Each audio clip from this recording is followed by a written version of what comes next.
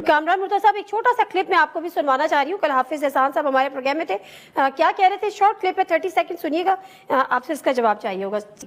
चूंकि वकील को एतराज करने से आप नहीं रोक सकते और जज को केस रेफर करने से आप नहीं रोक सकते, उससे एक आएगी बहुत बड़ी कॉन्स्टिट्यूशनल कंफ्यूजन, आपके हाई कोर्ट्स में भी आएगी, सुप्रीम कोर्ट के अंदर भी आएगी। चूंकि जिस मैकेनिज्म की तरफ आप जाना चाह रहे थे वो आपने पीटीआई या मौलाना साहब के कहने के ऊपर जो था, आप बेंच की तरफ चले गए। मुझे सिर्फ ये बताएं कि अभी भी ऑन कार्ड्स है, आपको 27th अमेंडमेंट करनी पड़ेगी, इन इश्यूज को एड्रेस करना पड़ेगा। 27th अमेंडमेंट अभी भी करनी पड़ेगी। मौलाना साहब और पीटीआई की तरफ से, यानी कि जेयूआई और पीटीआई की वजह से हम उससे उससे बैक ऑफ हो गए थे।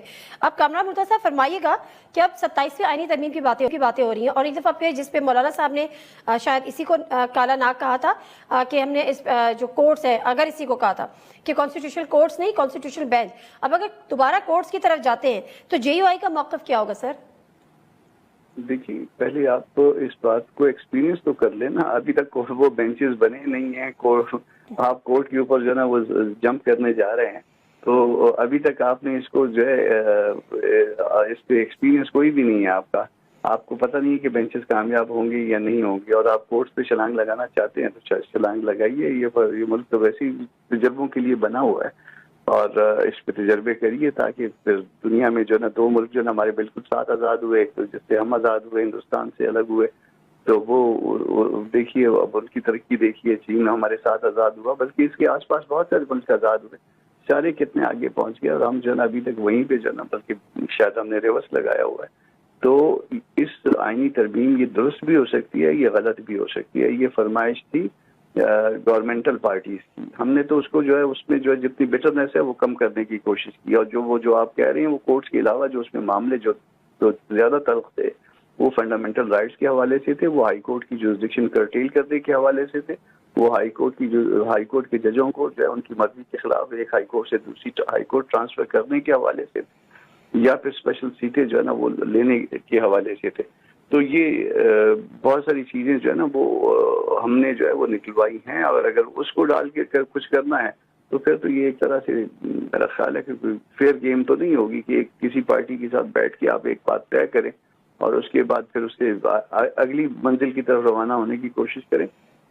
आप इसको एक्सपीरियंस करिए, ये 26th अमेंडमेंट को।